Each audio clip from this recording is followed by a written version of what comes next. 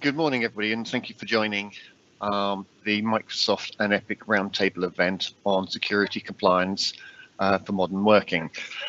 Just a couple of housekeeping rules. If you can keep yourself on mute, that'd be really useful. Also, if you want to ask questions as we're going through this, please use the question tab on the right-hand side. And when you put your question in there, if you can rank it as well, so if you're going to say, oh, that question looks interesting, put a tick to it. Then at the end, we'll be going through all the questions that we have, and we're starting with the highest ranking first. So the agenda for the event is, my name is Jasper, and I'm an information governance consultant at Epiq. I'll be handing over to Justin Collins, who is the regional VP of Epiq, to explain a little bit about who Epiq are. Then we'll be handing over to Sarah Armstrong-Smith, who is the Chief Security Advisor in the Microsoft Cybersecurity Group. Then we'll be moving on to Graham Hoskins, who is a compliance and security technical specialist at Microsoft, and he'll be carrying out main demos for today. Then we'll be handing over to Masheed Rafazdeh, who is who's the information governance consultant, information governance director for Epiq, and then coming on to myself to talk about the compliance and data risk workshop. Now, one of the things, there is something here that we are going to give away, but you're going to have to wait to the end to find out what we are offering. So now I am going to hand over to Justin. Thank you very much, Jasper, and good morning, everybody. I'm Justin Collins, Regional Vice President for EMEA with Epiq. I'd like to thank all of you for coming this morning. We've got a really big attendance, so thank you for making so much time this morning to go through these topics with us. I'd like to thank also Sarah and Graham from Microsoft for supporting us with this event.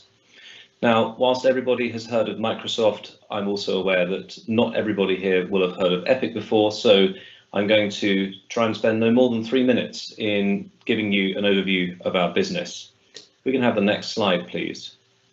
Epiq has over 5,000 employees. We've been in business for over 20 years. So we are headquartered in New York, but as you can see on the map from the lighter blue sections, our network of offices and data centers stretches around the globe. And of course, we are also leveraging Microsoft's Azure platform to help us deliver unprecedented scale and speed to our clients. Honing in on Europe, we have about 275 people. Our European headquarters is in London, and we also have a presence in Germany, France, Switzerland, Belgium, and Netherlands. We can have the next slide, please.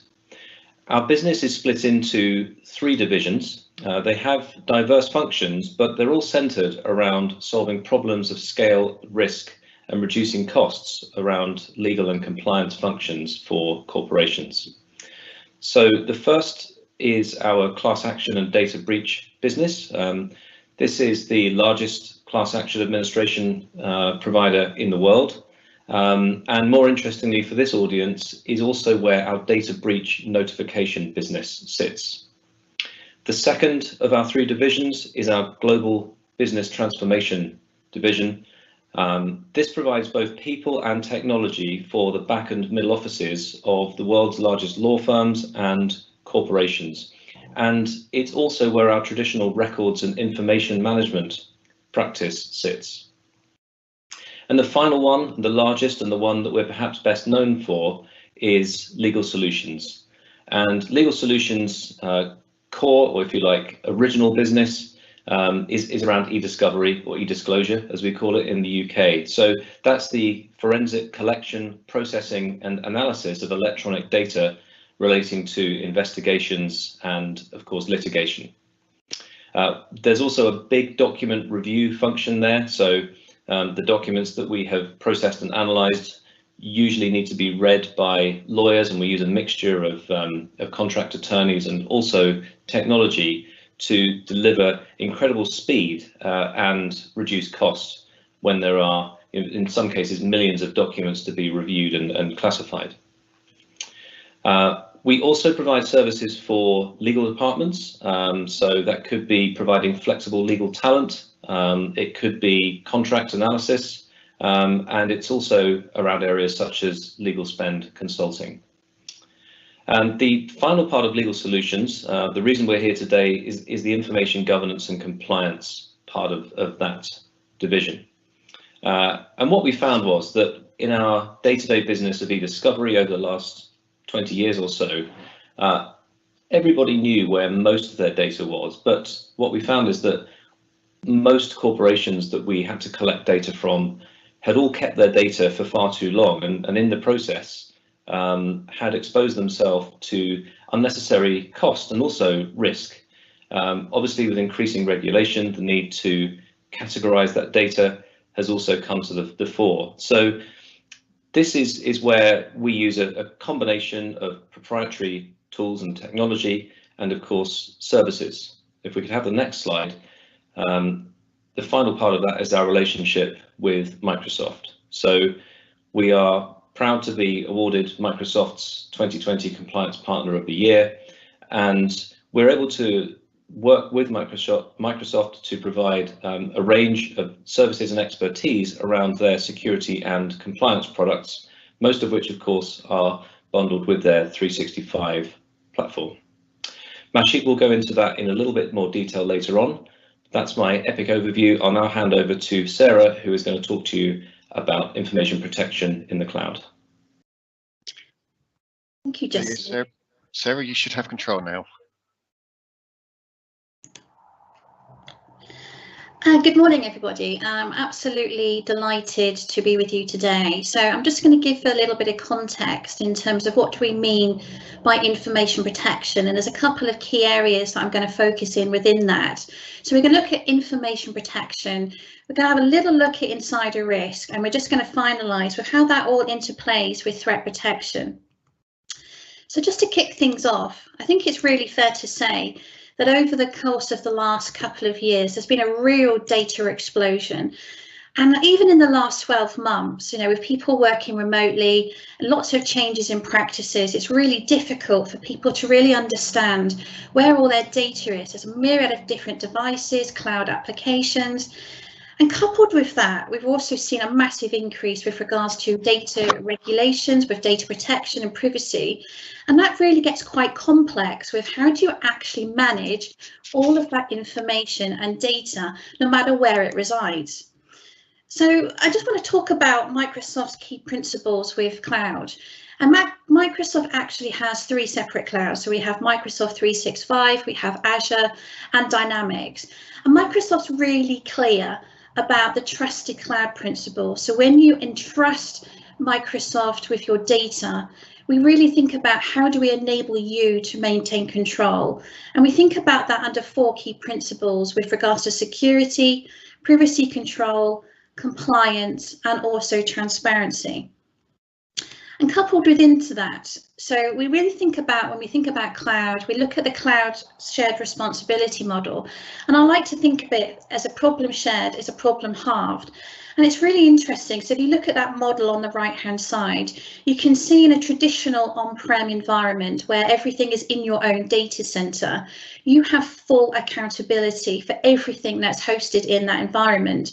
So that's all the infrastructure, it's all of the data, it's all of your identities and all of your users. But actually, as you start to adopt cloud, and particularly the public cloud, when you think about infrastructure and platform as a service, then a lot more of those things actually transfer to the cloud provider, particularly with regards to the infrastructure, and also when you think about patching and those type of things.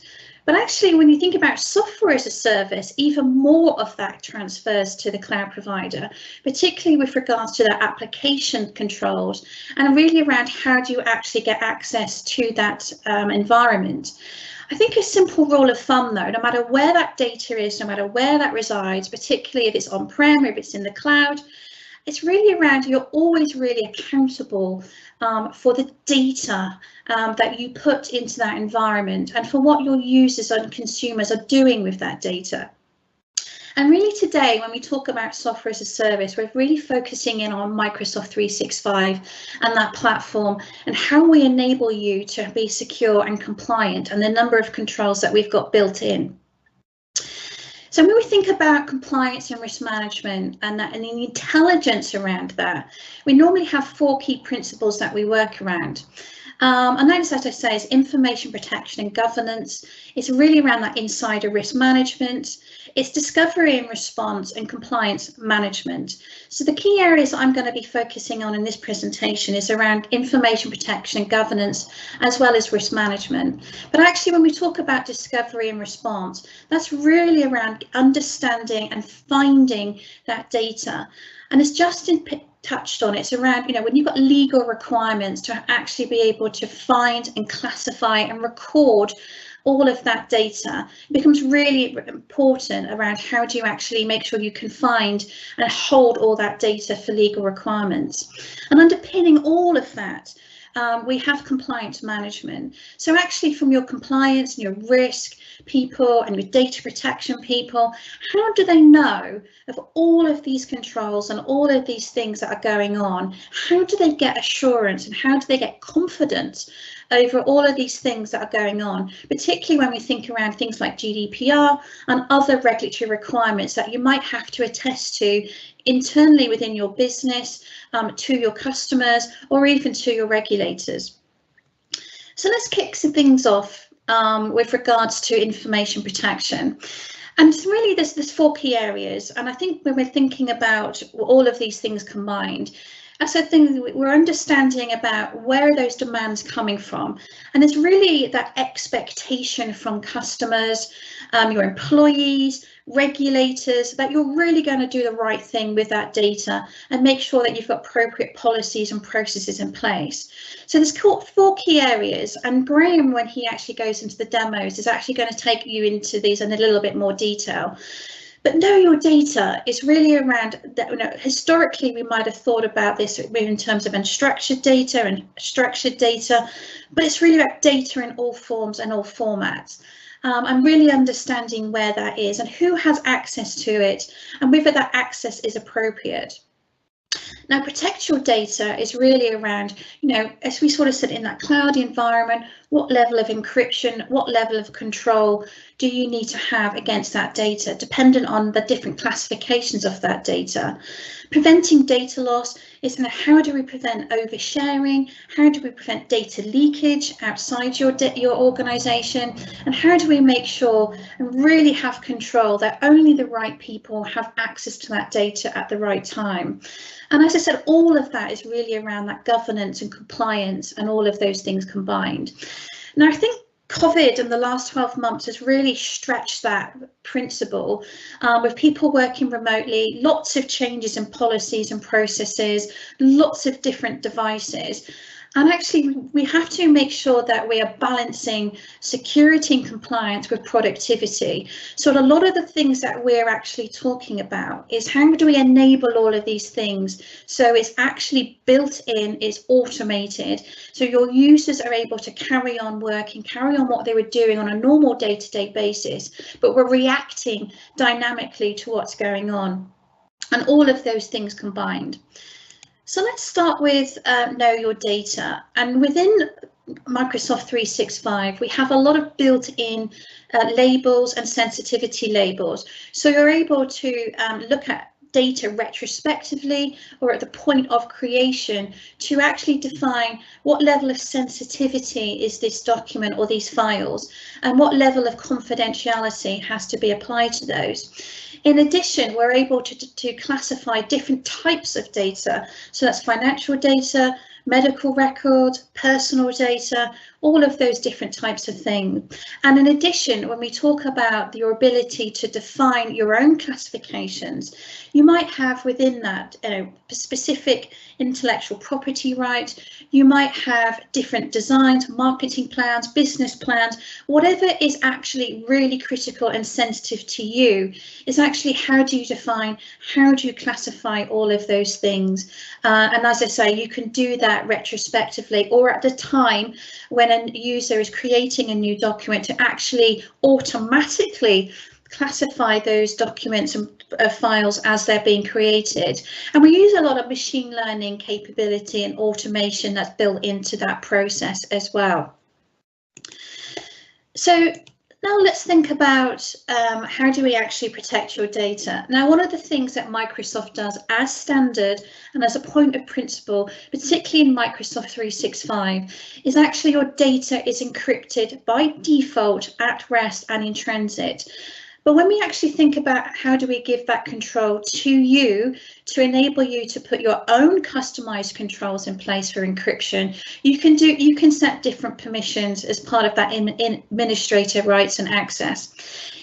In terms of what other things that we provide is your ability to actually block sharing, control access in terms of different applications. So as we sort of said, although we're talking about Microsoft 365, we're not just actually thinking about if that data resides on the 365 platform. Actually, there's lots of data that is actually being shared with other cloud applications. And what we're really trying to do is make sure that we trust those applications. So if you're downloading, uploading data into any of those environments, do we actually trust that? Do we allow that within those environments? And it's really about that level of control into that environment, about how do we to protect all of that data, no matter where that data resides.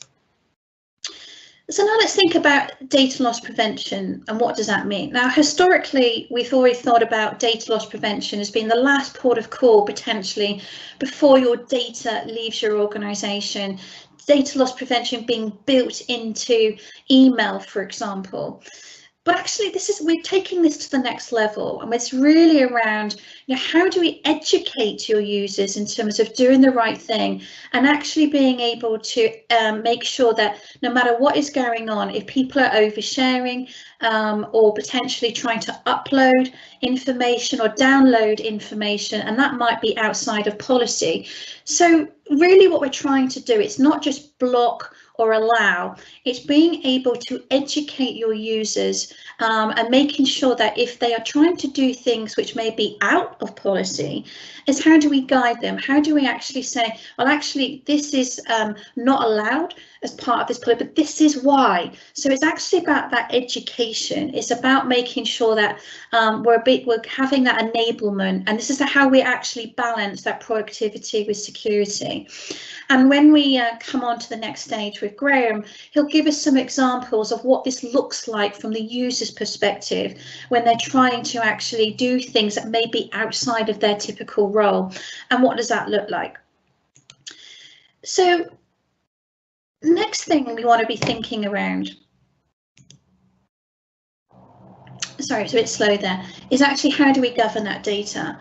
And this is where it gets really interesting with regards to how do you apply different retention labels, different actions, different enforcement.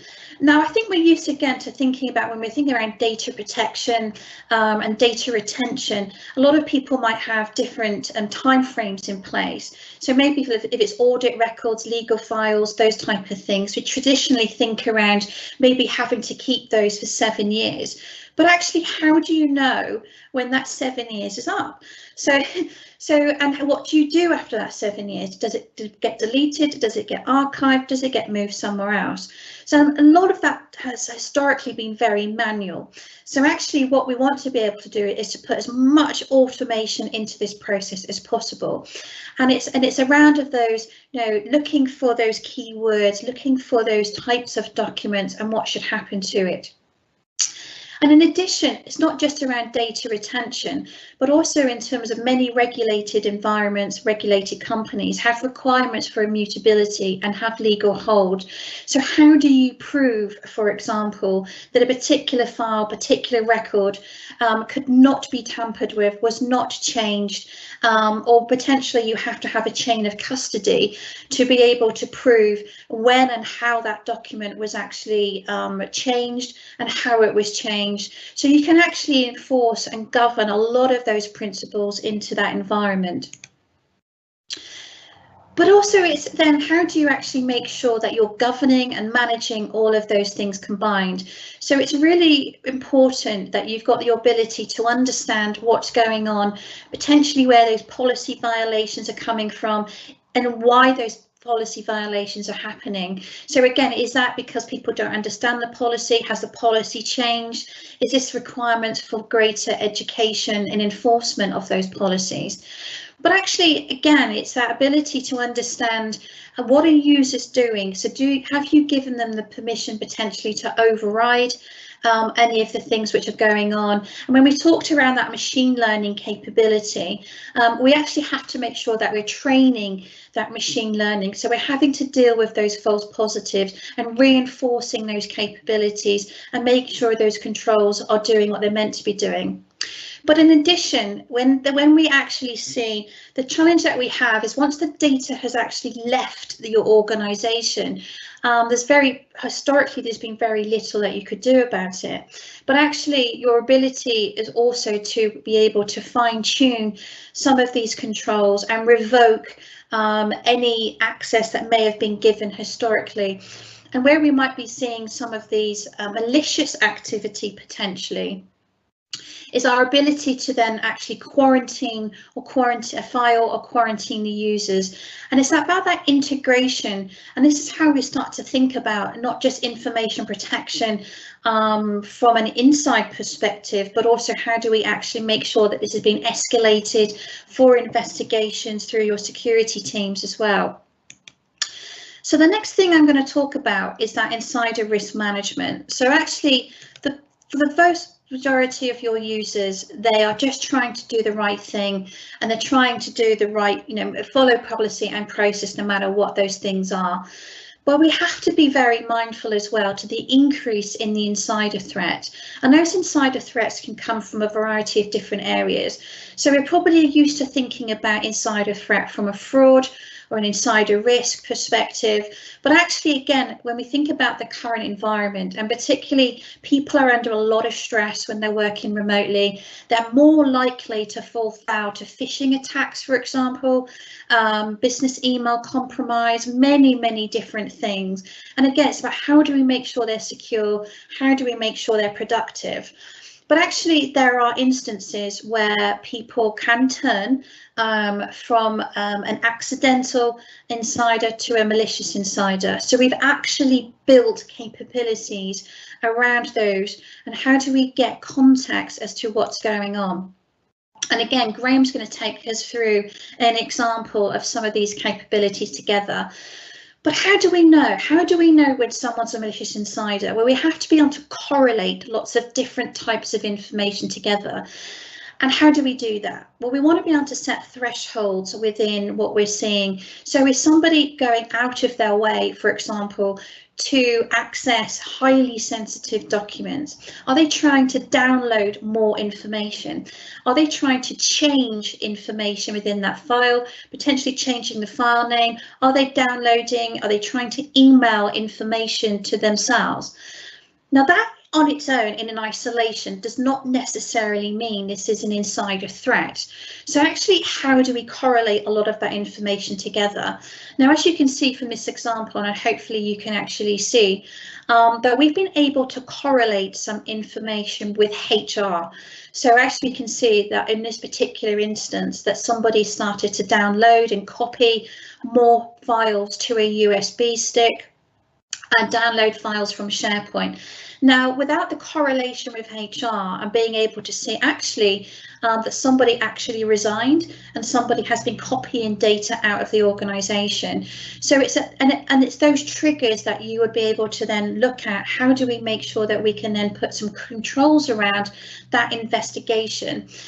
And again, this doesn't necessarily mean that this individual is being malicious. It could really be that someone has just said, they particularly love a really great presentation that they did, and they thought, oh, I'll just take that. That's a really nice example. But, actually, your policy might say that that's actually IPR, that belongs to the company. But equally, it could be malicious potentially. So we have to think about what type of information is that person trying to access, trying to actually remove, and why, and what's the context of all of those things combined. So this is where, as you say, we start to correlate a lot of that information together. So just to finalise, we've talked a lot about the insider, and I want to talk about a little bit with regards to the external and that threat protection and how all of those things be combined. Now we talk about Microsoft 365, and actually the vast majority of cyber attacks normally come as a result of credential theft or phishing attacks that are coming through your emails, for example. So now that we've classified a lot of that data, we know where those, those core data points are as part of your organization. Again, how do we protect that data, and how do we protect those users no matter what's going on? So we have built into Office 365 a number of capabilities for Defender. I'm just going to talk to you a little bit around how prevention, detection, the investigation and hunting, response, training and awareness, and also how you get an understanding of your security posture. Now, when you actually have emails coming in, again, we can automatically view what's going on within those emails. So we're looking for examples of phishing attacks, for example. And how do we actually protect from phishing attacks? Is we have what's called safe attachments and safe links. So even if a user inadvertently opened a document or a link, and that was a malicious file, we open that in a safe environment, so Microsoft can actually check that to make sure that doesn't detonate any malware into your environment. And that principle can actually be deployed against other files.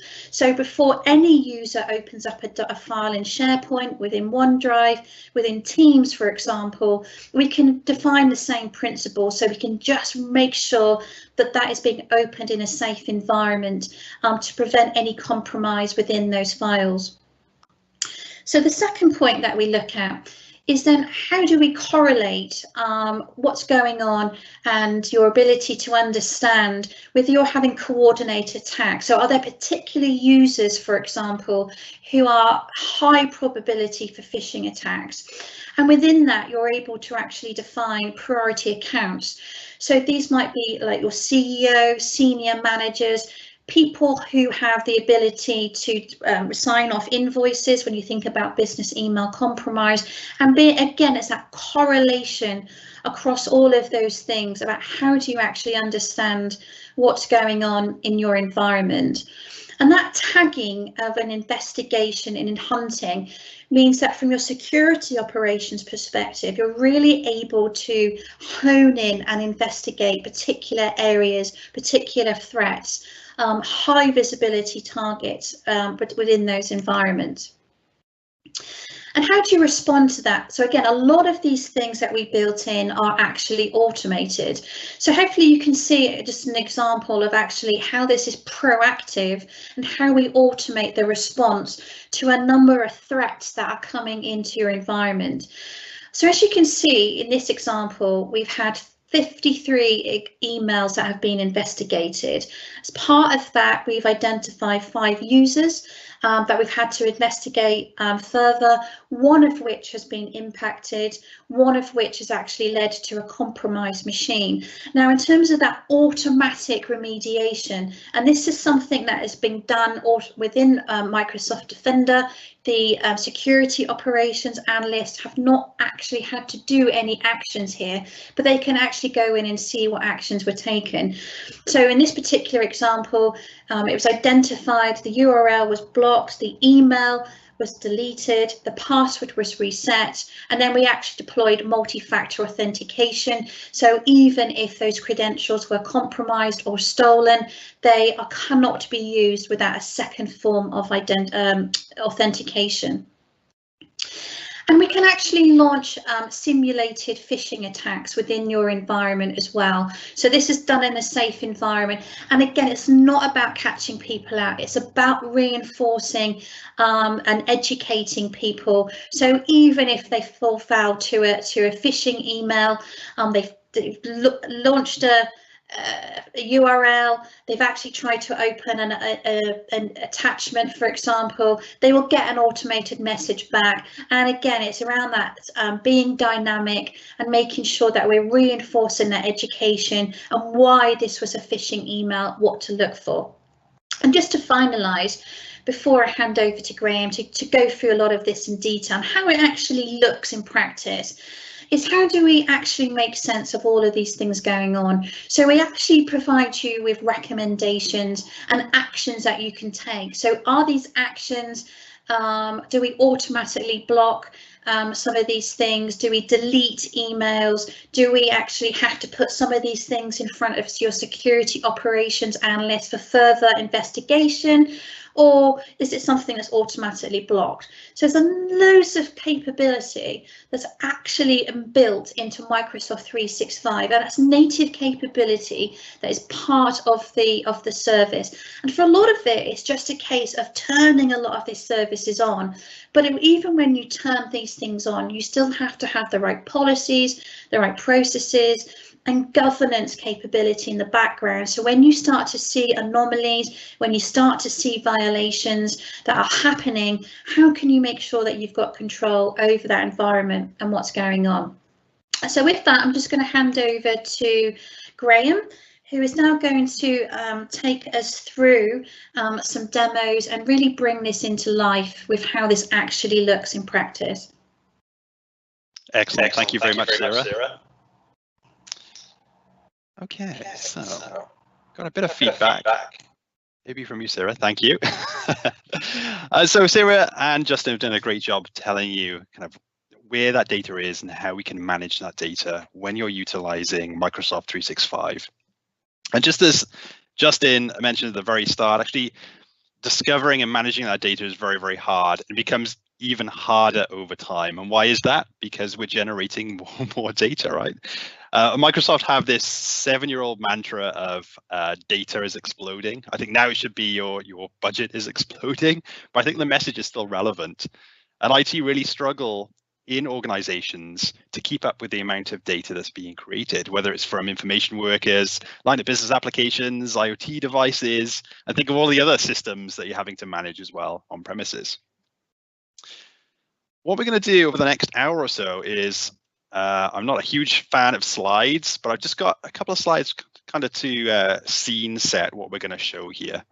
And Sarah showed this very briefly, and I've expanded on it slightly around the 4 pillars that we have from a compliance perspective in Office 365.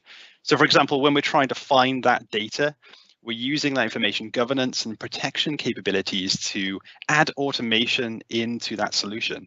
As in, you're not burdening those end users having to manually label things or discover data or put information in the right folder in order for it to be classified and protected correctly.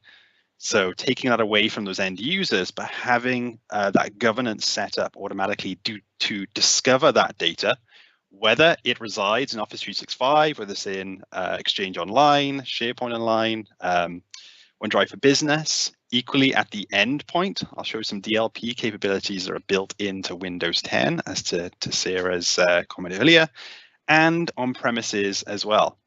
So if you're still using file servers today, or if you've got SharePoint 2010 upwards, we can discover and protect data there as well. And what's in preview at the moment is another solution that I'll cover at the very end called Azure Purview. So if you have SQL servers on premises, or you're migrating data up to non-Microsoft applications like AWS, or you're putting data into Azure containers or Azure files, then we can also monitor and protect that data up there as well. Because now we know where that data is, we can utilize things like insider risk management. So not just looking at the data of what's classified and who's using it, but also the behavior changes for those end users. So if Sarah, for example, decides to hand in a notice tomorrow, and she's trying to embezzle as much information away from that organization as she can and takes it to her next place, we can see that behavior change. And I'll show you what that looks like. And then the very last, over on the right-hand side here, is about discovering the respond. So this is after the fact. We've done our proactive protections and our monitoring of our data, but really trying to find out the content for either DSR, so data subject requests, internal cases, being able to just do things easier from a freedom of information request coming in. How can we do our whole review process within these tools and just export if we need to? We want to mitigate that as much as possible or negate that from actually exporting our corporate data out. So how can we do that more efficiently? And then lastly, around being able to audit that content. Everything in Office 365 is audited at a very granular level. So we have something called advanced audit. Now we can look at different activities from a Microsoft Teams perspective, or if somebody's trying to search for something that they shouldn't really know about, we can build up a timeline of events about when that particular thing happened for those individual users. It sounds scary, but if you think about from a compliance perspective, we want this balance between security and compliance and productivity, especially with everyone working at home at the moment. They are stressed as well. You know, sometimes things are unintentional. So they might be stressed sending things out when they didn't mean to. So it's just building up that timeline of events, being alerted to the fact that that has happened, and then maybe having a conversation with those individuals. And right down the bottom here, which we're going to go into in a second, is around our compliance manager and compliance score. Over the last couple of years, customers have asked me, where do we start with all this stuff? What do we turn on? Because there's so much. Now we have built into the solution here is around compliance score. We have productivity score and we have compliance score. This is a great place to be able to input the assessments or the regulations that you need to adhere to. And you can have a dashboard a bit like this, where you can see your compliance score over time. And then we can choose what assessments we're interested in. So with things like NIST or ISO 27001 or GDPR, then we can add those assessments into the solution and then see what the improvement actions need to be in order to manage, understand those controls, but also give evidence about how you as an organization are meeting those controls as well. Equally, if there are assessments that Microsoft provided, and we have 150 of these premium assessments within the platform, is you will see what Microsoft is doing as a platform perspective about how we're meeting those controls. So think of this as a living document. So things change over time. They're never going to be static, but we can use this as a central place to have evidence or reevaluate whether we need to turn things on or off, or edit those controls to meet that sort of compliance. There's lots of different dashboards within here. But equally, we need to understand not just knowing your data and making sure that you're meeting those assessments, but also protecting that content. So this is where our information governance, our compliance and security all bleed into one. Now we know what that data is, we can protect it. We can prevent oversharing of that content as well. So using data loss prevention policies to understand where that data resides, who's using it, and whether things are unintentionally or intentionally leaving the organization or across boundaries of sensitive information inside your business as well. And lastly, and Sarah touched on this as well, around governing the data. I know within financial industries, having data on premises today was really hard to do anything with. There was just so much of it. And lots of my customers, when we're talking about moving their data up into Office 365, having those retention policies set up, as in we're not keeping information forever. They go into disposition. So we can review what is about to be deleted from the platform. We can have that defensively deleted and have reports around that. And we can also decide to keep information longer if we wanted to as well. So we can relabel that content, or we can keep that content on that label for longer as well. So enough around slides. Let's show you what this looks like in practice. So this is the compliance manager I just talked about. If we click on assessments, I can see the assessments I've picked up within my tenant here. So I'm looking at NIST and I'm looking at data protection. But also we can go into the 150 premium templates that we have.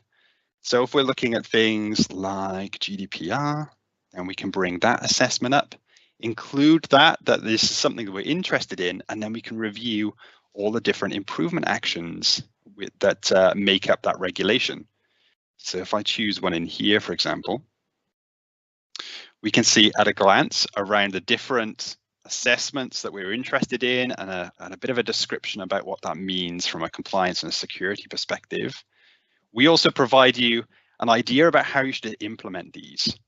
Again, it depends on you about how you want to implement this control and to who. Although you can say, right, I meet this compliance, you know, it's who are your users that you're actually protecting or adding this control to. But we also give you a place where you can manage your own documentation, your evidence to the fact that this is set up, and this is how it's set up in order to meet those individual controls. And I'm going through this at pace because there's some very, very cool functions and features within our tool set that is going to give you kind of a taster for today, but feel free to reach out to either Microsoft or Epiq to have a deeper dive, a more personal view of what we can do within the platform. You'll see I'm in the new compliance center within here as well. If I go across to the data classifications tab, we can see at a glance about what the types of information I have both online, so within the core repositories of Exchange Online and SharePoint. That's where predominantly most of the information is stored. If you didn't know already, OneDrive for Business is part of SharePoint. It's commonly unknown for some reason, but this scan is set up by default. I haven't had to go in and set this up, so I can see at a glance about how many debit card numbers I have in my environment, how many credit card numbers, how many international classification of diseases do I have. So this is using the built-in sensitive information types. So we have 100 or over 100 now built-in sensitive information types that you can choose from. You can also create your own custom sensitive information types as well, based on keywords or regex or even an exact data match. As in, if you already have numbers or project codes or project names that you're using internally today, you can upload that into the system and automatically detect and protect against that information. Over on the right-hand side, we can see top-level sensitivity labels and retention labels are being used in my organization, and then a very high level underneath those about where the bulk of that information is stored. And lastly, over the right-hand side, what we're starting to work on now is being able to surface the information up using our Azure Information Protection Scanner. So when that scanner is running on file shares or SharePoint on premises today, we can surface all of that reporting information up into this single environment. And you'll be able to start to see that on the left-hand side here. Skipping a couple of these for a second, but although it's great to understand at a high level what types of information we have, the hard bit then is knowing where that data sits and how much of that information we have. So if I just scroll these categories up, we can see between the built-in sensitive information types, the sensitivity labels we've got set up in our organization, and the retention labels. And if we just expand these again, I can see from these particular labels where those files reside. And if I have appropriate rights to this, because they have to be set up that nobody gets access by default, I can drill down into these repositories and get a preview of all of the items that contain that specific label, or all of the items that contain credit card information, because maybe we're not PCI compliant. So why are we holding credit card information, you know? And traditionally, how that was done in the past was either running an e-discovery search or going directly to Exchange or SharePoint and running searches based on that information.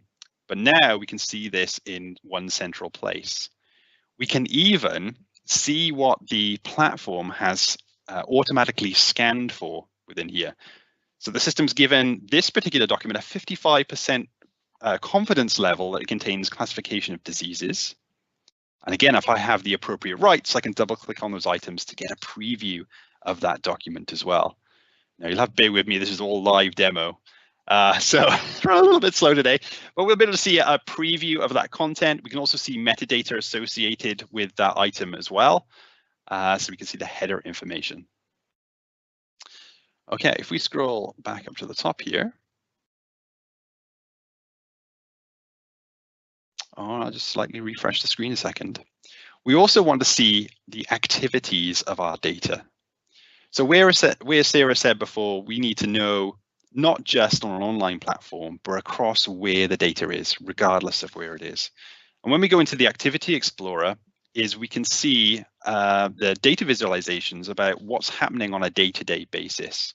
So if I hover over these data visualizations, you can see on this particular day, like 2,000 items were created, 2 were trying to be put into a disallowed app, so an unsanctioned application.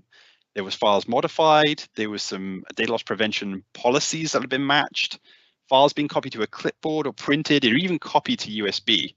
So we get a high level view of this. And if I just turn off this data visualization, this is where I can see the kind of verbatim audit logs.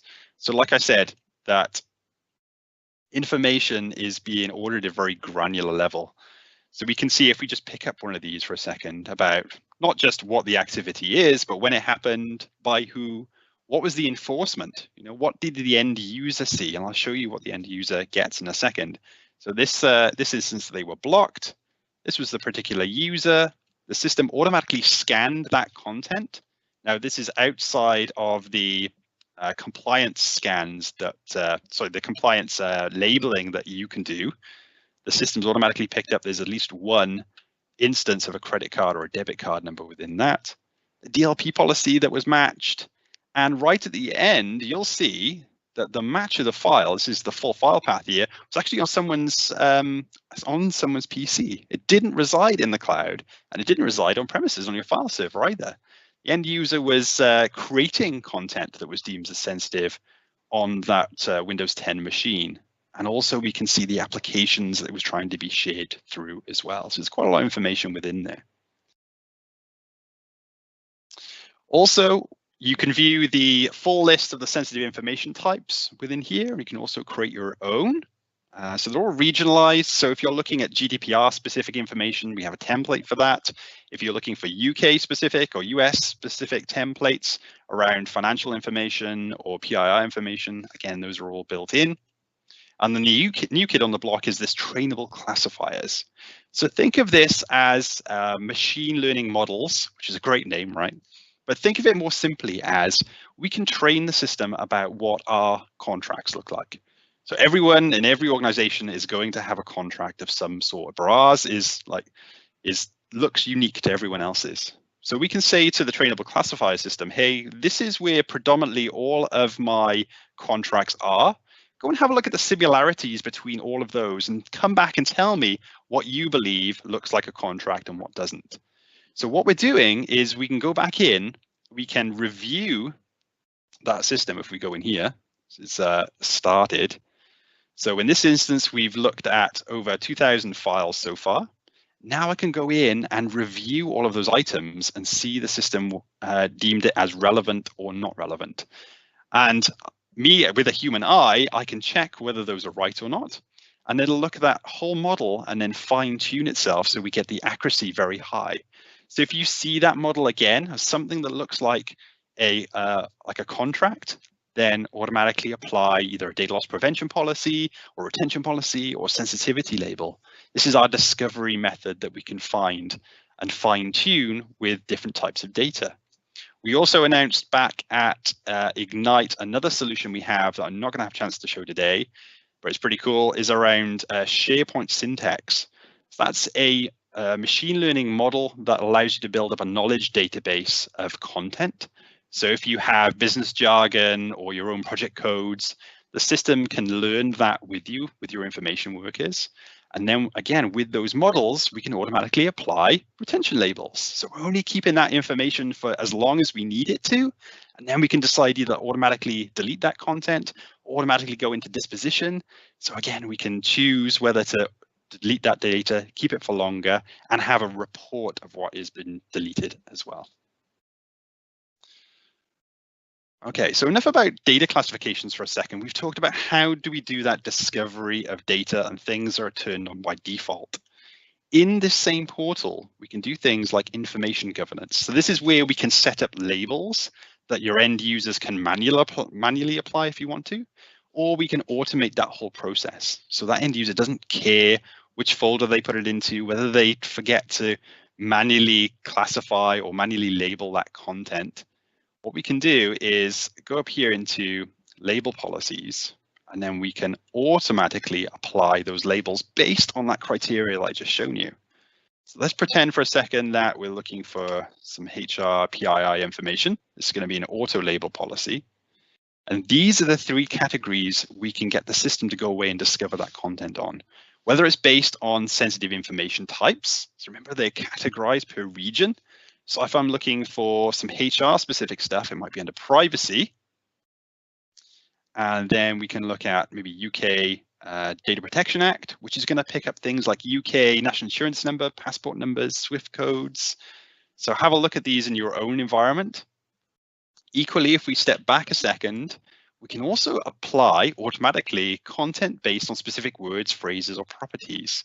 So if you're using any sort of metadata today or columns within SharePoint, or you want to pick up the fact that a specific item is labeled with a classification of confidential, and then automatically apply a retention policy on that data, we can do that through the metadata. So we have our keyword query language, so you can build up those more complex queries within here. So if you're looking for a specific SharePoint site, or you're looking for certain custodians that are creating content, we can build up those queries within this environment to automatically apply those retention labels and understand where that data lives.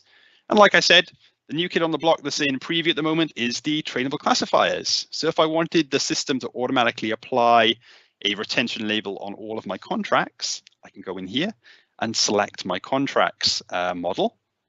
We also have some built-in templates as well, which are reused when we go into things like insider risk. So we can detect things like harassment or profanity or offensive language.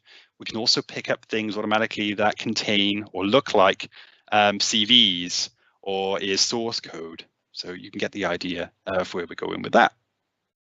And then once we've selected a particular type of information that we want to find, where do we want to discover it? So we can look across the core repositories around Exchange, SharePoint, OneDrive, and 365 groups. See, that contains Teams data as well if you're using Microsoft Teams. And then we can choose our label. I'll do this very quickly because we're out of time. And then we can hit submit. So what it's going to do then is proactively, or retrospectively even, go through all of those online repositories, find that data, and then automatically classify or add a retention label with an associate retention policy around that. So it doesn't just work for retention, it also works for protecting that data around our information protection.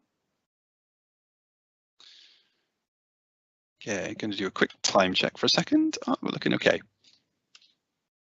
Another aspect that we have is around records management. So it works in a similar way, but now if you have retention policies that you already have built in your organization, then we can upload that file plan into the environment, and it'll automatically create not just the retention labels, but also the associated configuration for that.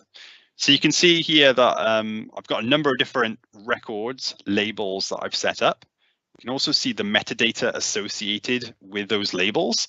So for example, this label that's marked as confidential, we can see its intended use, so the metadata for that label is for HR and it's for recruiting and hiring purposes. And when we go in and create a label, I'll show you how that's defined. So again, if we wanted to create a label specifically for HR, we can give it a description for users and admins. So this is, again, training on the go for your end users about what will happen if they choose that specific label. Then we can define the file plan descriptors. So this is metadata about who is going to use this label. So again, it's going to be human resources. You can configure these, by the way.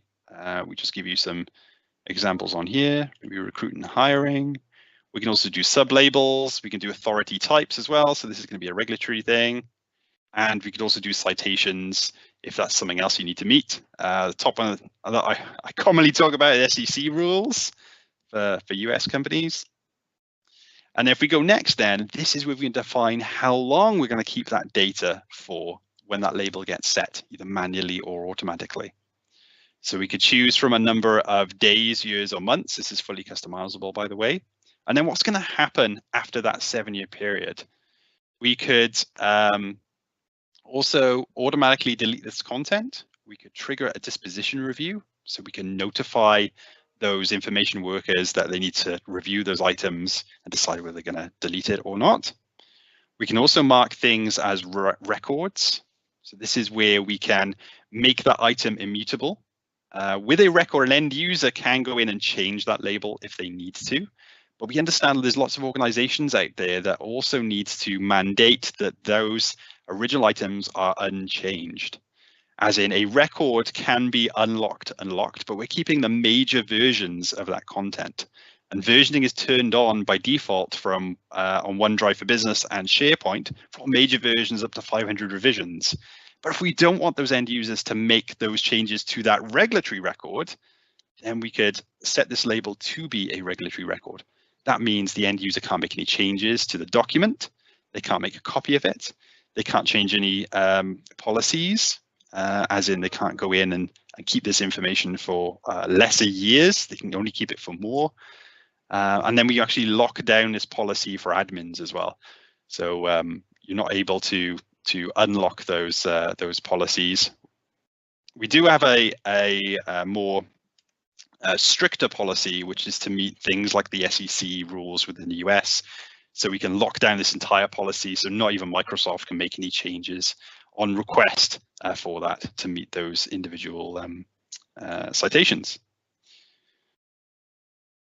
And then once we've defined our settings, we could say that maybe our paralegal team need to review this. So they'll get a notification about when items are due to be purged. And then we could go away and create that label. So pretty simple to do. We can also trigger retention labels or retention policies on events. So if you think that if someone's handed in their notice and we're putting that resignation date into the third-party HR system, we can take those signals from that HR system and we can trigger an event to automatically find that content for that individual, put an ACID ID that's unique to that individual on that data, and then maybe we have a retention policy that just keeps that information for a year. So all of that, again, can provide automation around how long we're keeping information for and make sure that it's deleted and we're not keeping that content unnecessarily. All right, let's switch gears a second. I've got one slide I want to bring up here,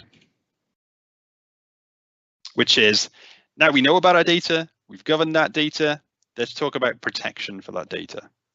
So for data loss prevention, which we've had in Exchange, both server and online for many, many years now, we've expanded that out. So even if you put data within SharePoint or OneDrive, we're able to build those DLP policies to be able to protect that content, whether it's detecting that information is trying to be shared outside of our organization, or maybe that information is just for HR. So we're creating a bubble around that data. And if it moves out that bubble, then we can prevent and detect that information as well. But we've also gone a step further. So even if you're using Microsoft Teams, it's using those core repositories of Exchange and SharePoint under the covers. So DLP policies will work for content, but we can also protect against conversations and chat. So if someone's chatting about something that's deemed as confidential, like credit card information or PII information, we can detect in near real time that that has happened and then redact that information from those recipients.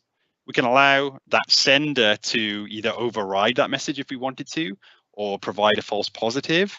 So we can feed back to admins to kind of fine tune that policy. But there's protection around that chat information as well.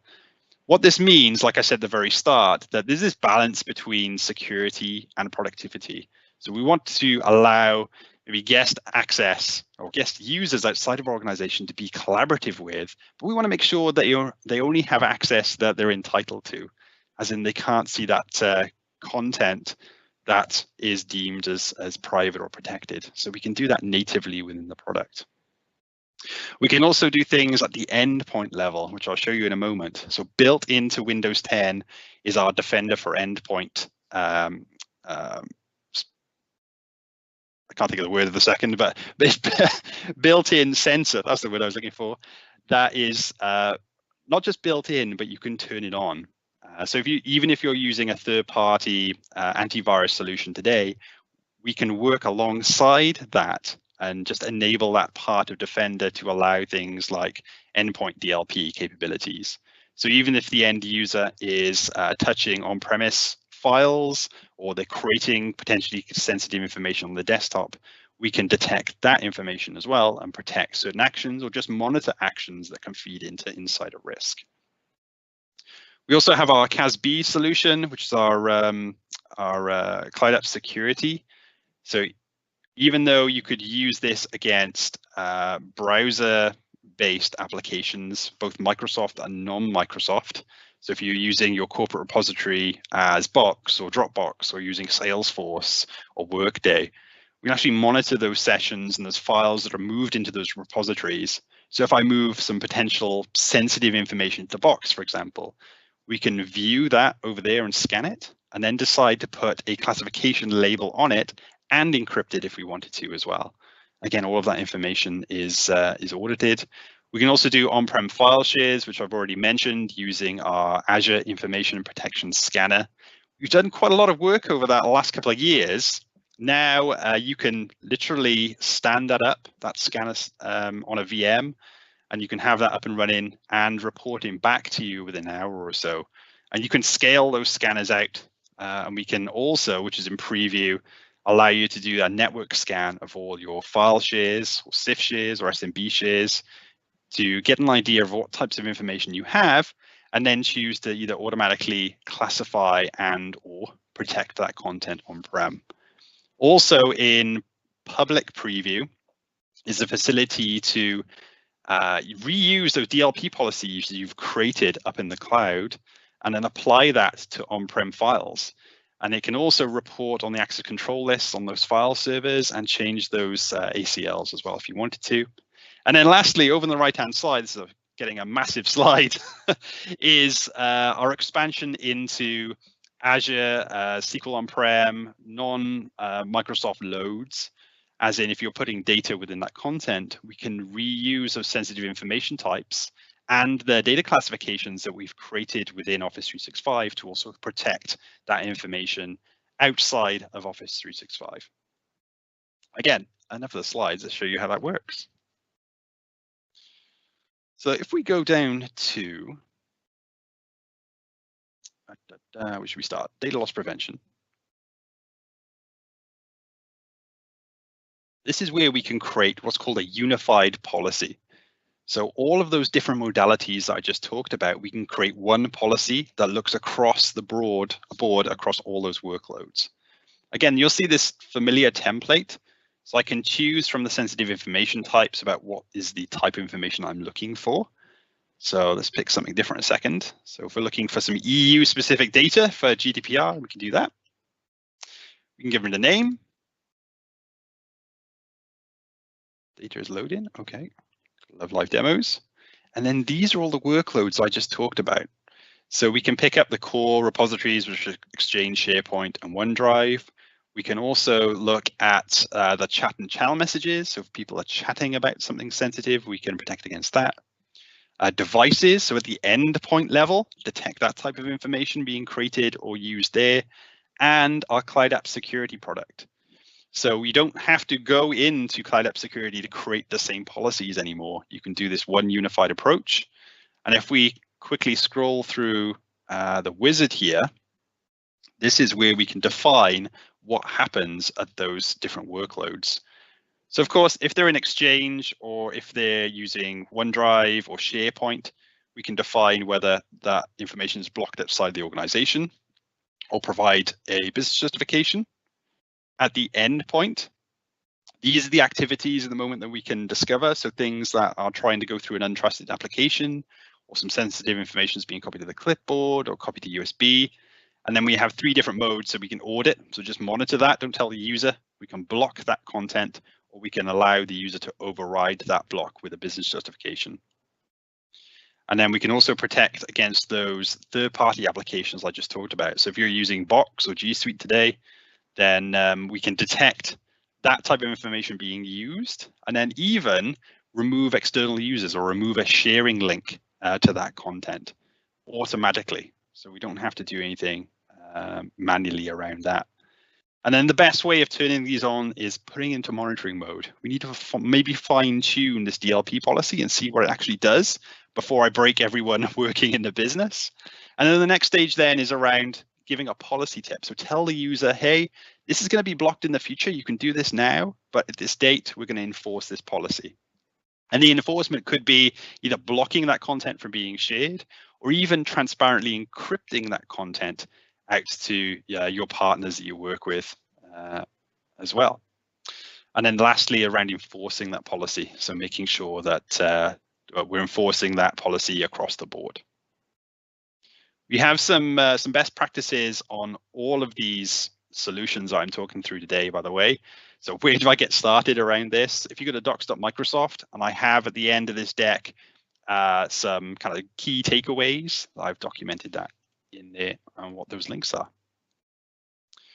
We also see this in preview, any DLP policies that have been hit, and we rank these in order of severity.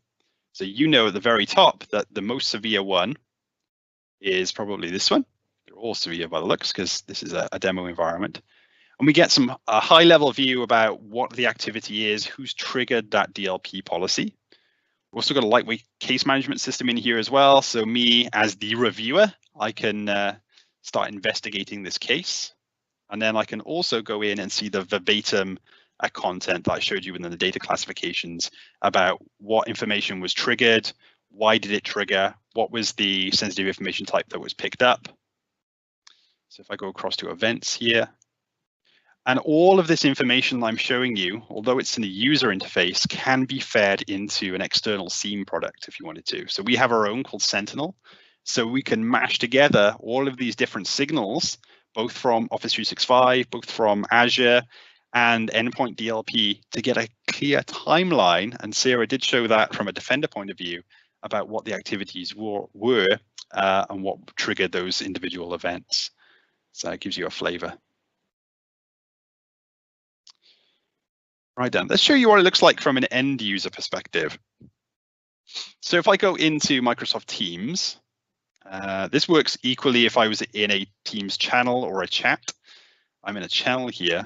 And if I try and drag and drop into, so from my desktop here, some credit card information, you'll see that at the very top, I've got a prefix here or appendix here around this Teams URL around mcas.ms. That means that this session, for example, if I'm working from home and I don't have a corporate laptop, we can manage those web sessions at a very granular level. So when I try and drag or equally download some sensitive information, it's detecting that I'm not on a corporately owned device and I can't do those certain actions. And we can customize these messages as well. Hey, we've detected some credit card information and this is against policy. You're not allowed to do this. We can do the same things for those bubbles. So when you're creating a Microsoft team, you can demarcate what the sensitivity is for that team. So if it's marked as confidential, we can set up that conditional access control to say, right, if you're not on a corporate device, then you don't have access to that bubble to be able to view or even do anything with that content, regardless of whether it's got a classification label on that individual content or not. It's surrounding that entire bubble. So all that protection is built in. We can also do real-time malware scanning with this as well. So I've got my bad file up here. And if I drag and drop that in, or equally it works on downloading, we can malware scan that content and make sure that both our corporate systems and that person's endpoint is protected as well. And again, we can customize those messages the end user gets. If we go into something that we all love to hate, I guess, is email. went through my thousands of emails last night. We have DLP capabilities that are real time. So if you're trying to share information directly from your personal OneDrive or your corporate OneDrive, or you're trying to do something in email, we give the end user these policy tips about what's going on. So if I just choose a fictitious email address that's outside my organization, you'll first notice that built into Outlook, this is Outlook on the web, but it works for the Outlook client as well, that the recipient is outside my organization. So we're telling the end user, hey, you're about to send this to someone else. They're not inside the organization. And if I go in and attach maybe this financial regulations document, by default, you'll notice these little clouds, these little kind of word icons, which means this is a sharing link. So I own, or I keep the content within my 365 tenant, but I'm sending a sharing link outside of my organization. That's a good way of sharing information because we can monitor that, we can redact access to that content, we can provide privileges, so whether they can edit or just read, or not give them the facility to be able to download that attachment. But equally, we can add in that Microsoft information protection to make sure it's only for the intended recipients. So even if they had that Word document that's protected and they give it to someone else who's not entitled to that content, it's encrypted by default. Sorry, it can be encrypted, not encrypted by default unless you set it up. It can be encrypted. So even if it's sat out on the internet somewhere, unless you have the appropriate rights, you won't be able to open that content. We can also monitor that individual item as well. We can redact access to that. We can expire access to that as well. If it's a contract that's only valid for 30 days, then we can set it for 30 days. And then after that, nobody else can read it. Also, just to finish this bit off, you also notice this new, it'd be really small on your screen, this next policy tip that people outside of my organization won't be able to read this. That's because our DLP policy is kicked in. So even if I ignore this and press send, they won't be able to read the actual attachment.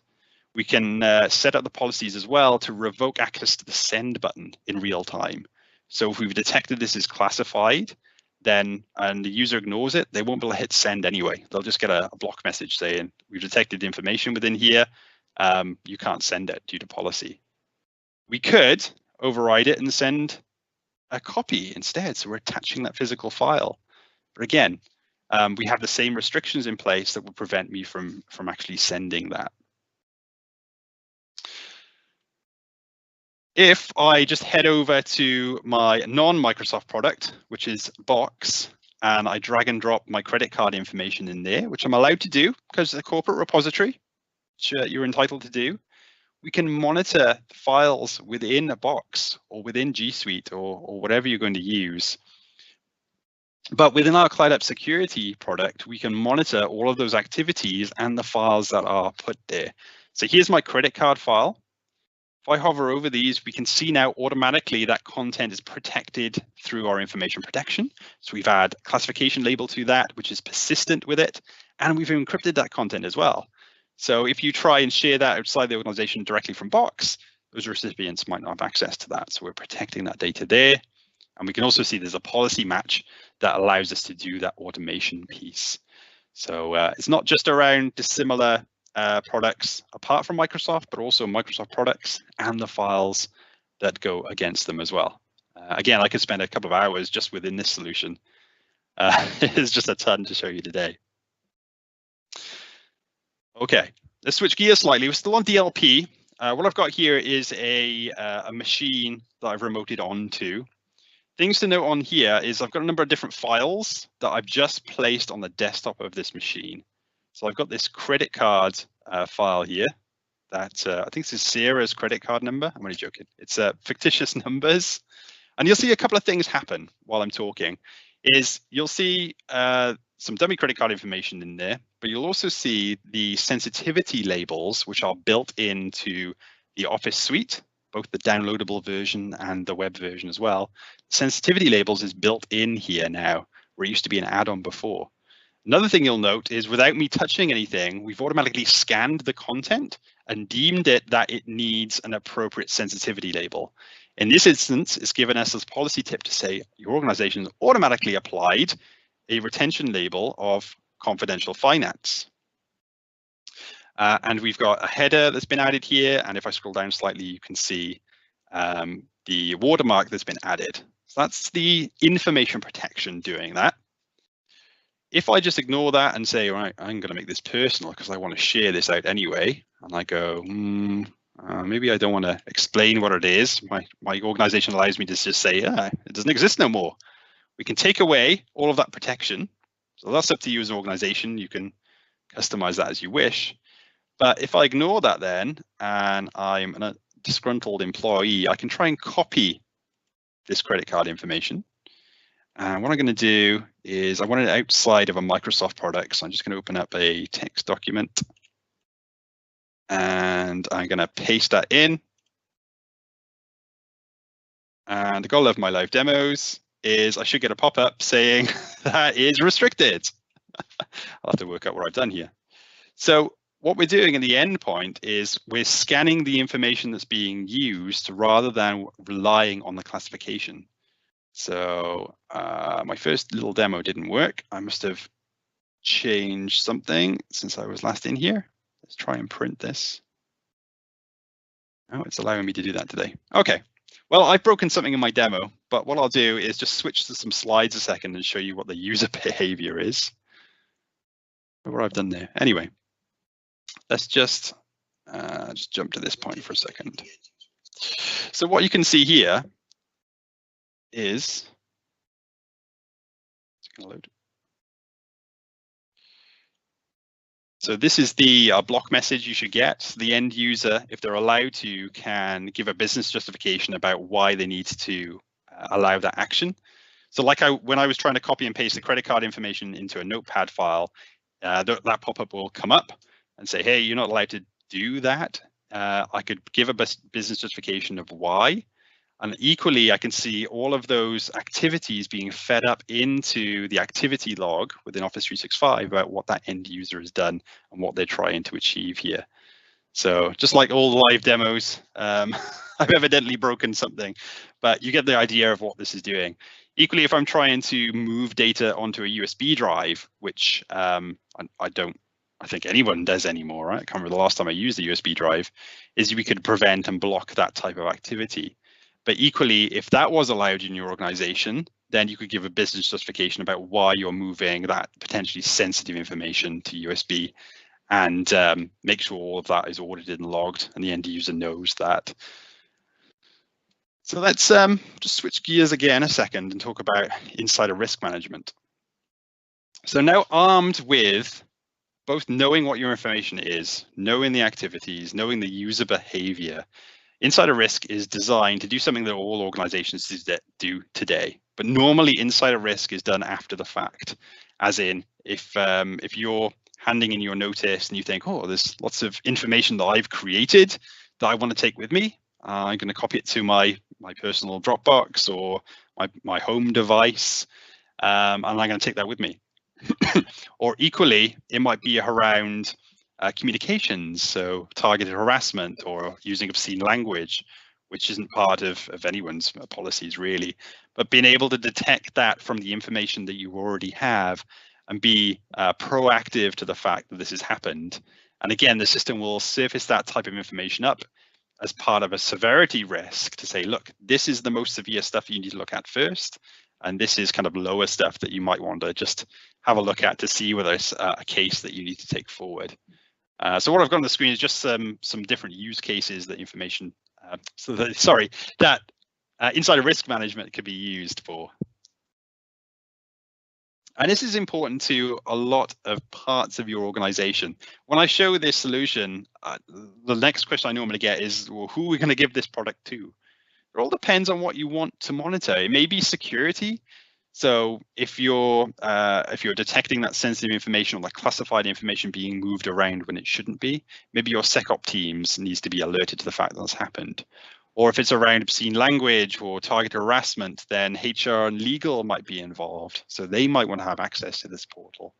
And then around compliancy and privacy as well. So your compliance teams may also need access to that as well.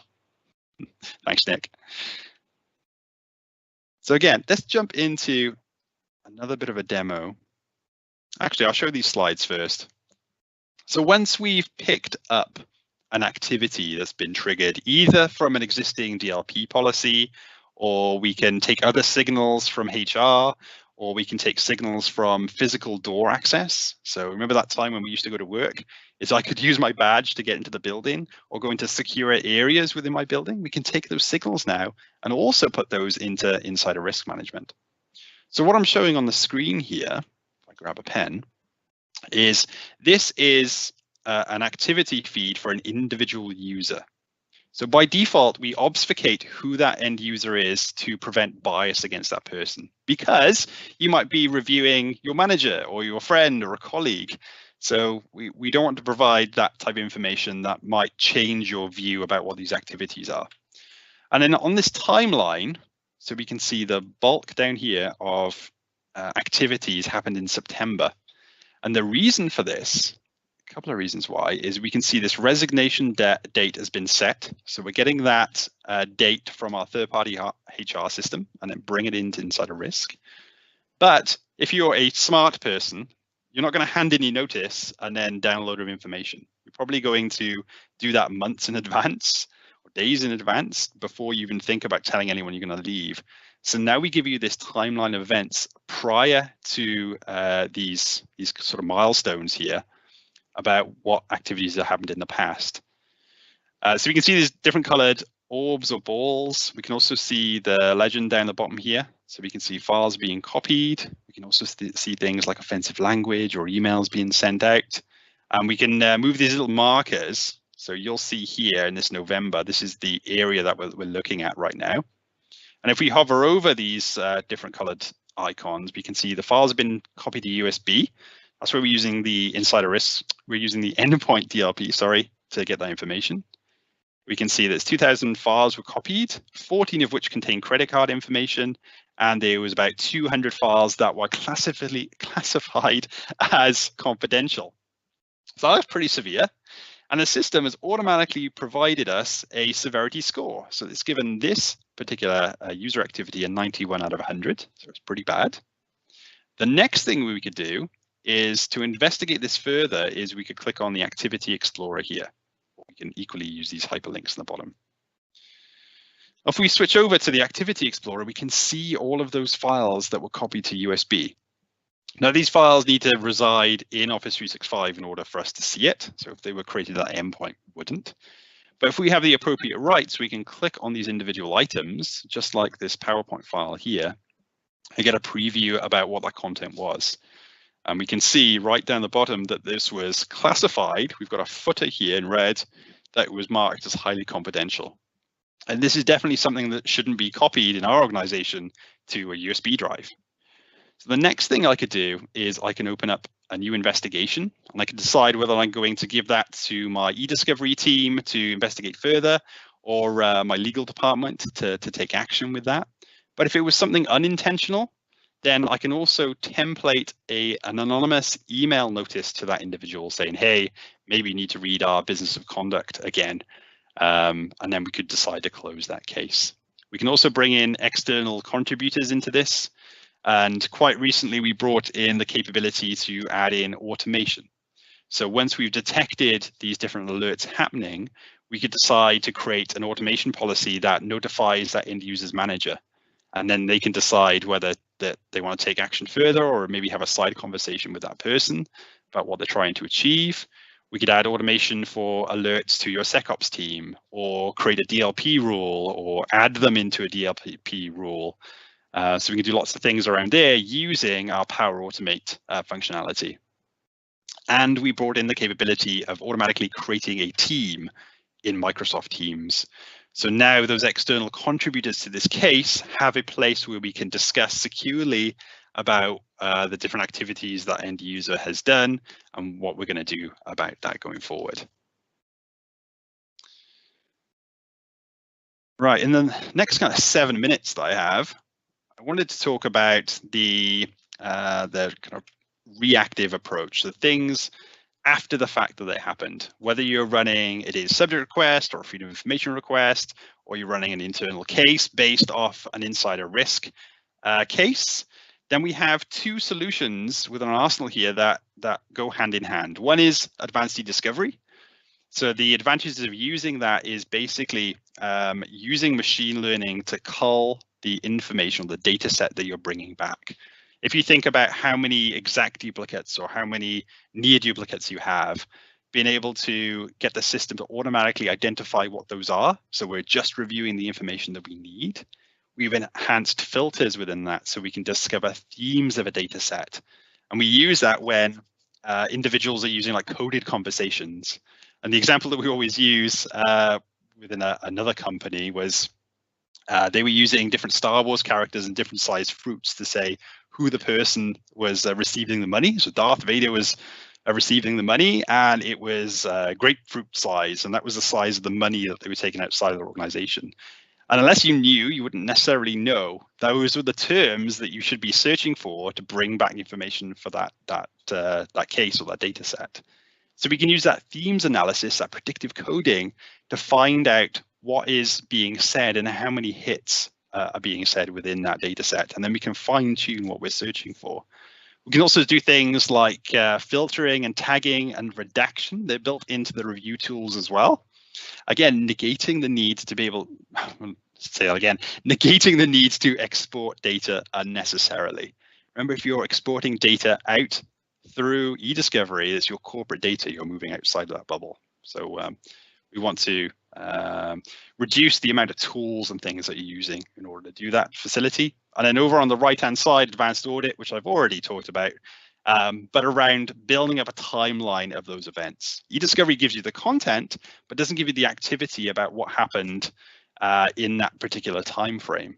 An advanced audit allows you to keep retention of those logs up to a year. We just announced as well that you can keep up to 10 years of content now within the platform. Because remember, when you do an e-discovery case, it wasn't yesterday, it's probably 6 months or a year ago. So having that timeline of events is really good.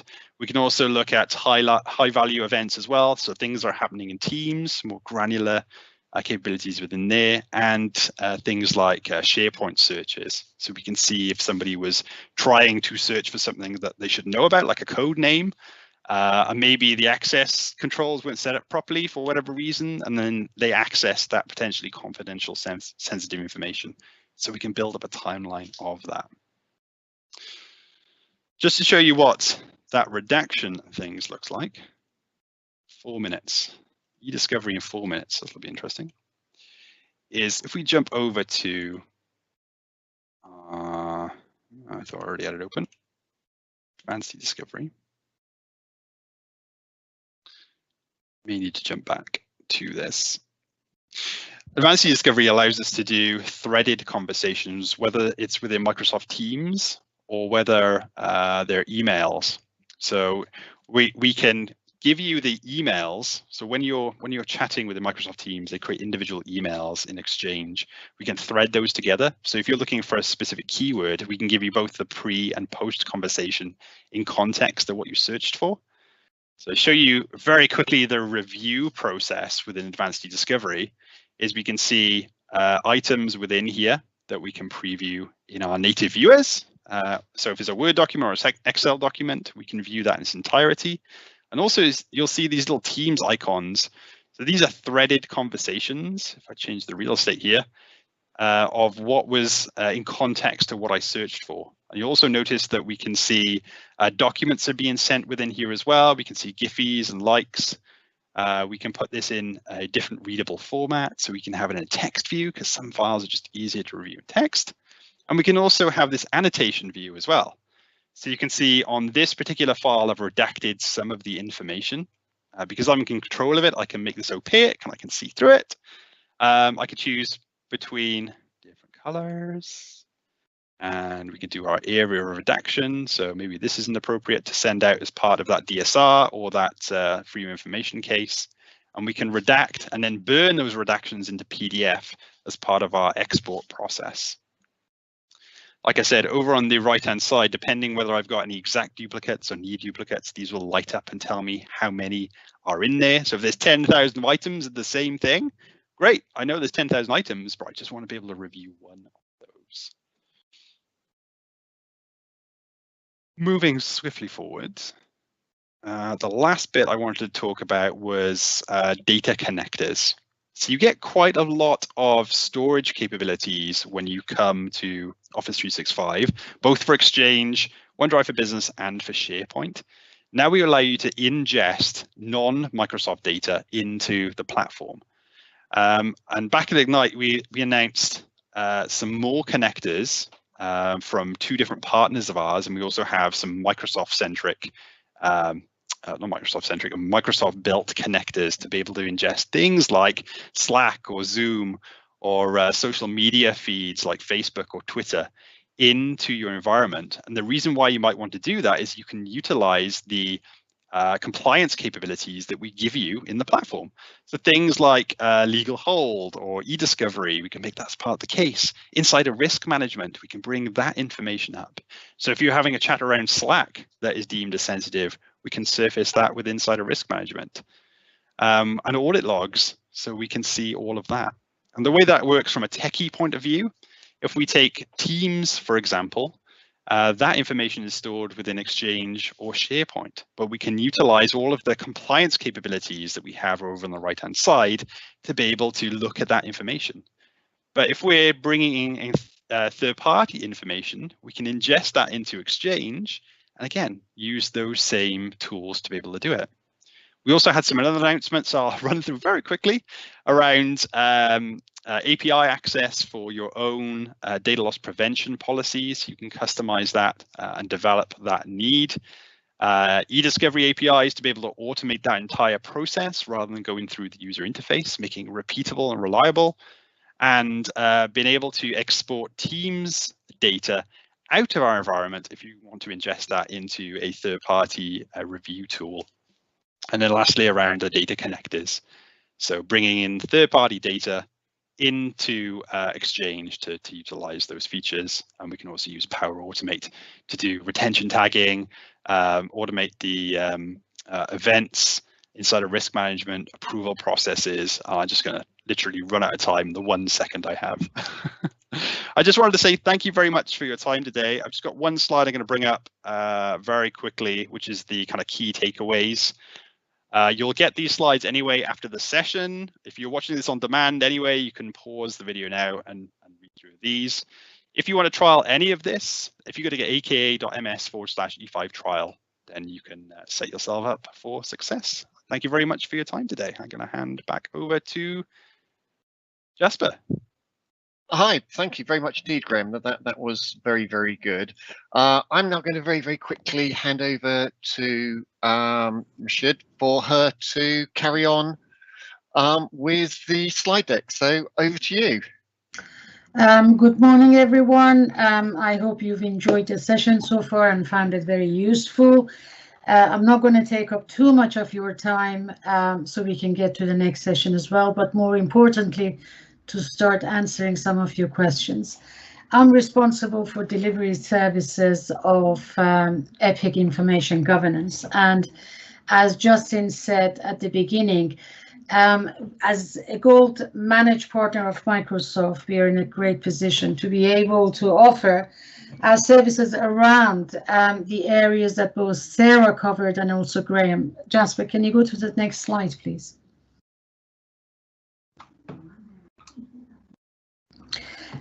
We basically provide compliance and security services around both Microsoft 365 and Azure services, as well as our own solution, which is about managing content and data on your premise, because I am aware and working with a lot of clients that they still have a lot of their contents within your traditional partial environment that needs to have the same type of compliance as basically. Jasper, next one, please. As part of Microsoft Security and Compliance Services, what we help our customers with are the readiness assessment, GDPR, looking at your Microsoft compliance scoring. Again, these were the points that Graham and Sarah covered. So we can help and support you to see when you're ready to actually take the next move. As I know it's extremely challenging, but we support you in doing it in the most risk avert as possible, because obviously we are dealing with your real data. As part of the process, one of the things that we always offer is to review and assess the content that you have, the state of your compliance and your security, where you need to manage your content, how you need to protect your data from being basically losing your data or avoiding unnecessary risk. As again, Graham mentioned, risk from inside is not necessarily always malicious. It sometimes can happen for all sorts of reasons, but how we can protect that both within your organization, but also when the data leaves your organization. So as part of the whole portfolio of the services we cover, we enable you, we help you, we support you to be able to actually realize the investment that you have made in Microsoft portfolio of the services that they have with regards to 365 and Azure. So that you get the utmost benefit from it. I'm going too fast because of the time that we have. Jasper, next slide, please. As I said, we also offer, we have our own solution for data migration and data classification. Part of the issue or the challenge a lot of organizations find in not moving their content to the cloud is lack of visibility of their data. Where is it scattered all over the place? So what we do, we help identify those content, identify the data that you have, but more importantly, managing your rot, your redundant data, your obsolete data, what data you need to take with yourselves across. Basically, we have full integration with Microsoft Information Protection. So what we do is assess and analyze and classify your on-prem content, regardless of the location. Once they are all classified and the way that you envisage, they can be migrated to your Microsoft Cloud technology, either in modern SharePoint, your OneDrive, or your document libraries.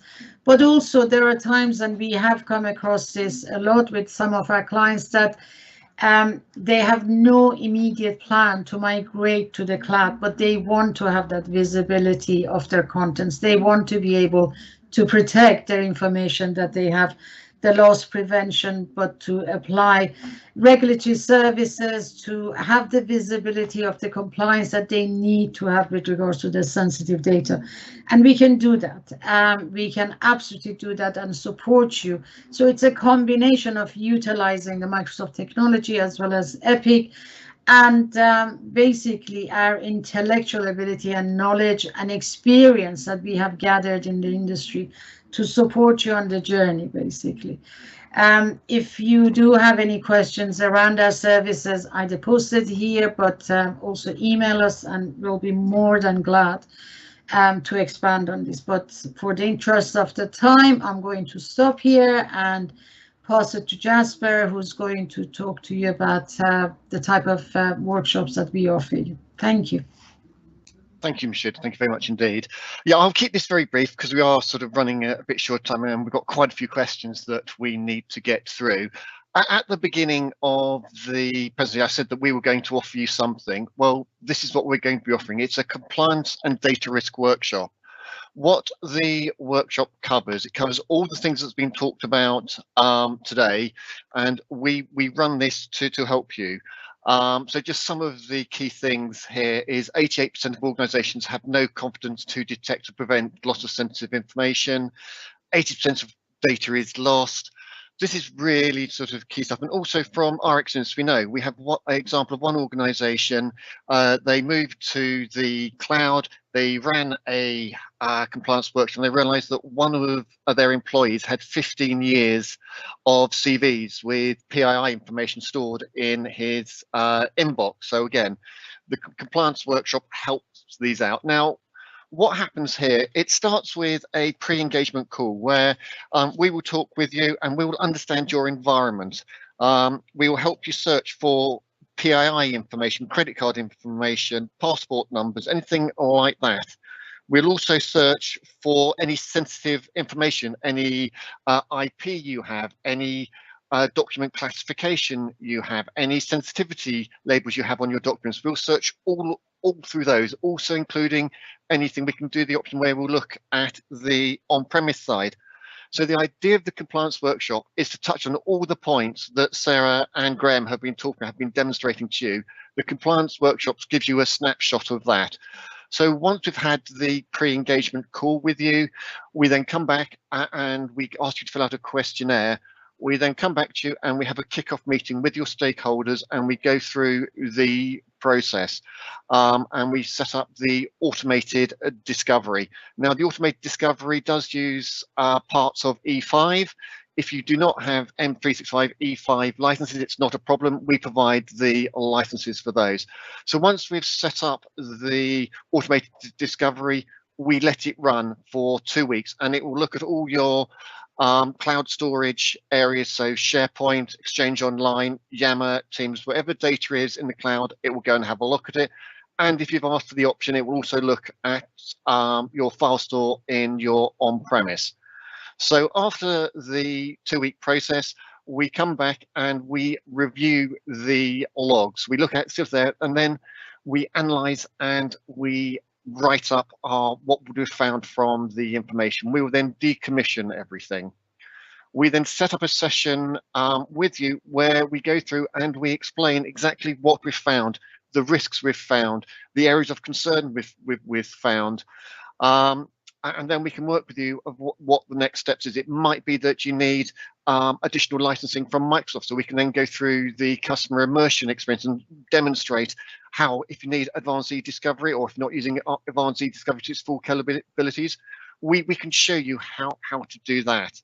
And then we look at the recommendations and next steps. So all of this is covered by Epiq. We come in. And this compliance workshop is funded by Microsoft. So as I said at the beginning, we're going to give you something. These workshops are funded by Microsoft. There are, like everything with Microsoft, a few criteria we have to match, but we can handle that. So this would be one of the takeaways, that if you want to know where your data is or what state your data is, you might think it's great, but this is really just a safety net. And we know 6 organizations who have had to report themselves to the Information Commissioner's Office for data breaches due to information leaking out of Teams. In about 4 minutes, that is the sort of compliance bit. And again, we'll be sending more information out about this, or if you're interested, please contact us and we'll go into far more details. But now I'm concerned, we've got about 16 minutes left. I'd now like to move on to the questions. So, Graham, Nick, have the questions been flowing? Yes, absolutely. First question is, let's see what's got the most votes. David has said, one of the key business limitations we have at the moment is the required finance to move from E3 to E5 license levels, which also reflects a significant step up in security tooling capability. As uptake increases, do you see any changes in the security tools and functionality available at the E3 level? Who would like that one? I can take that one if you want. So obviously with the E3, the differences, let's start with that. The differences between E3 and E5, depending on what you're looking at. So from a security perspective, we have a solution or a licensing SKU, I'll get my words out in a minute, I'm sorry, called EMNS. So EMNS has an E3 and E5 license that's based around security. But as things have sort of moved on, we have both additional add-on licenses to E3 that gives you the enhanced capabilities, and that's around automation. So when I was talking about being able to automatically detect information and then do something with that detection, as in apply a label or add protection around that, depending on what workloads you're looking at, they're always going to be part of that higher SKU. So just to explain myself a little bit better, You don't necessarily have to go all the way from E3 to the full E5 unless you see value in all of those different functions and features that Microsoft 365 E5 gives you. So if you need to add on security, from that perspective, there's an E5 security add-on SKU to E3. There's also one for compliance as well. So compliance E5 allows you to add on all of the compliance capabilities I've talked about today, and includes some security capabilities around automatically detecting and protecting information through the Microsoft Information Protection. So again, it's an add-on for that. But the more add-ons that you apply, it may be less cost effective to do that rather than going all the way to E5. So it depends on each organization. We do have a great service description about what all of those licenses are and what you get as part of each of those licensing. I'm slowly trying to get through the Q&A as well. I'll put the URL to the relevant service description on that. Cool. Next one is, we have all our contents on a premise file share and not yet ready to totally move to the cloud. Can we still protect our content and manage our data? Yes, you can. So I talked about the AIP scanner, the Azure Information Protection Scanner. Quickly deployable. As I said, it literally takes 5 minutes from creating the VM, deploying the unified labeling client onto it, and then setting off to scan. So I have answered that question in the Q&A. There's literally a 5 or 10 minute video that I've done on our YouTube channel showing you that end-to-end setup. If you go to aka.ms/2mt for 2 Minute Tuesdays, you'll be able to see that information scanner set up in 5 minutes on there. So just to answer that question again, yes, you can at an E3 licensing scan and discover that content. But if you want to provide that classification and or protection to those on-prem files, then you're going to need the add-on SKUs or Microsoft 365 E5 to get that functionality. Also in public preview at the moment is reusing those DLP policies that I created to add data loss prevention onto those on-prem files. So yeah, so something else to have a look at. Lots of content about that at docs.microsoft.com as well. Cool. We can post some links in the chat for everyone as well. When is the right time to start a compliance workshop? One for Epiq, I think. Is that a Jasper question? Yes. So, Rashid. Go on, Rashid, so go. No, Rashid, you jumped in first. We can engage at any time, as I mentioned earlier on. Basically, we can engage with you even if you have your content still on premise and you haven't moved your content to the cloud or you're not ready to move it. You can still look and review your sensitive information, classify it, clean it, and have full visibility. And when you're ready, you can migrate it to the cloud. If you already have some of your contents in the cloud and you're in a position that we can come and do an assessment, I am aware that you might not feel comfortable necessarily to giving us access to your live data.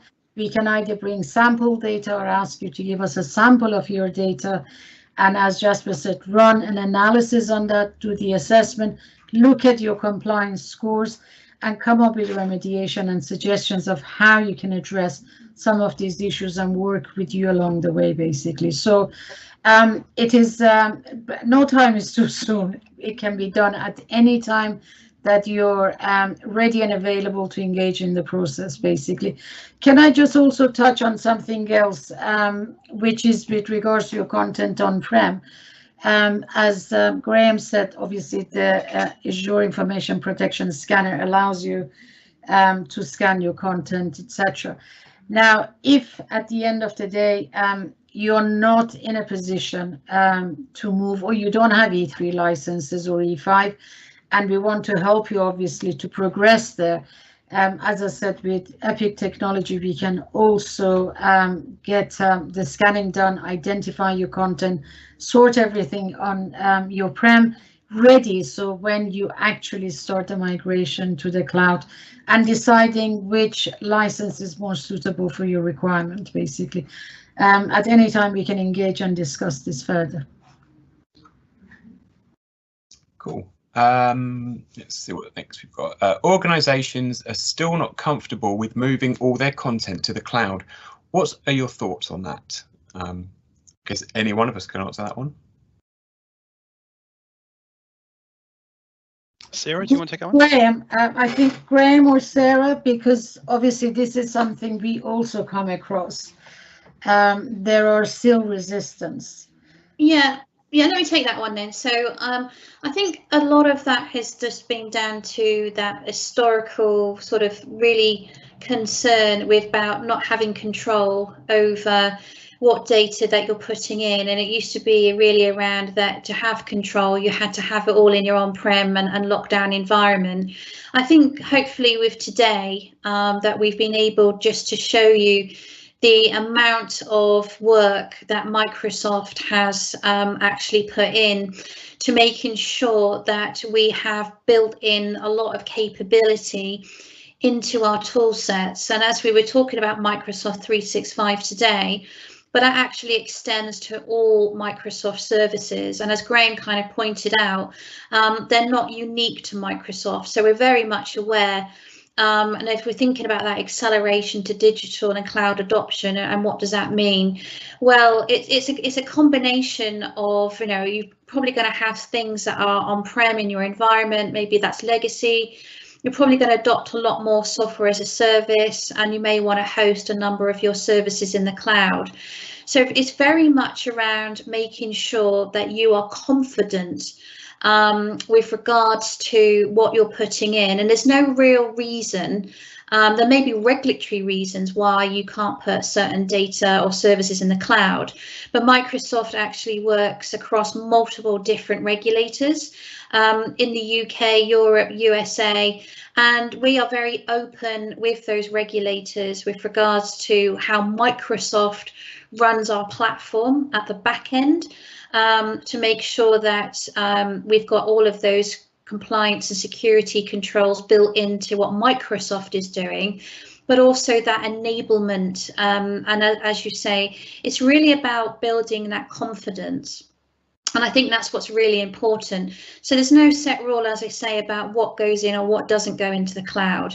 But I hope that you'll see that actually there's a huge amount of native built-in capability that you're able to utilize at your disposal. And I think there's so much available to you. As we sort of said, it can almost be a little bit daunting about where to start, but that real key position, and really just to kind of finalize on some of the things we've been talking about, is that know your data. And what we see is, before you think about moving a lot of those services from your on-prem environment into the cloud, what you don't necessarily want to do is just a lift and shift. You don't really want to take some of those bad practices. If you've been hoarding data, you've got a lot of data that you weren't supposed to have. So there's actually a lot of value about doing that discovery exercise in advance to really understanding the types of data you've got, particularly as sort of Graham was saying, that ability to reach in and view potentially what's on devices, what's in different cloud applications, or those type of services. So to really sort of clean up, if you like, that data before you think about moving it, and making sure you've got those right controls in place. So as much as we talk about that inbuilt capability, you still have to be able to define what those policies look like, what does good practice look like. If we identify any anomalous behaviour, who is going to be able to actually investigate that anomalies? So is that through your security operations centre? Is that with your data protection officers, legal, for example? So there's probably quite a lot of work that goes into kind of looking at this end to end. But I think, as you said, that starting point is a really good opportunity to have a look at these compliance workshops, see what you've got, and then being able to ascertain sort of next steps from there. Brilliant. Thank you very much indeed, Sarah, for answering that question.